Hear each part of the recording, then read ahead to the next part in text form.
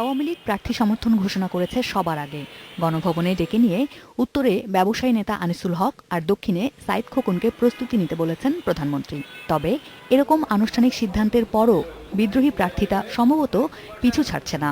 উত্তর ঢাকায় মহানগর আওয়ামী লীগের সহসভাপতি ও ঢাকা ১৫ আসনের আওয়ামী লীগের সংসদ সদস্য কামাল আহমেদ মজুমদার নির্বাচন করবেন বলে ঘোষণা দিয়েছেন। নারায়ণগঞ্জে আমাদের শামীম ওসমানকে দল সমর্থন দিচ্ছে, ১.৫ লক্ষ ভোটে শামীম ওসমান সাহেব ফেল করছেন। আওয়ামী লীগ সিটটা পাবে, আপনি সেই সিটটা হারাতে চান? কেউ হারাতে চায়? আনিস সাহেবকে পাশ করে আসবে? হ্যাঁ, আপনি পাশ করে আনতে পারবেন? পারবেন না। মানুষ তাকে কোনোদিন হাতের কাছে পায় নাই।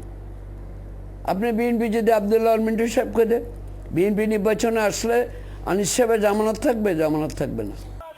অন্যদিকে দক্ষিণ ঢাকায় মহানগর আওয়ামী লীগের যুগ্ম সাধারণ সম্পাদক ও ঢাকা ৭ আসনের সংসদ সদস্য হাজী মোহাম্মদ সেলিমও মাঠে।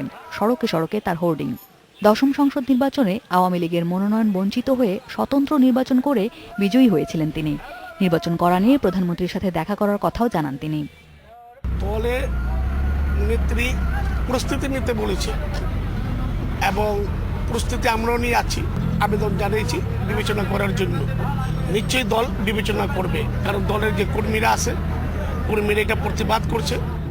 এই দুই সম্ভাব্য প্রার্থী বলছেন দীর্ঘদিন দলের সাথে সম্পৃক্ত তারা, তাই ভোটের মাঠে লড়তে সমর্থনের ক্ষেত্রে তাদেরই অগ্রাধিকার পাওয়া উচিত ছিল। Asma Mita, independent news, Dhaka.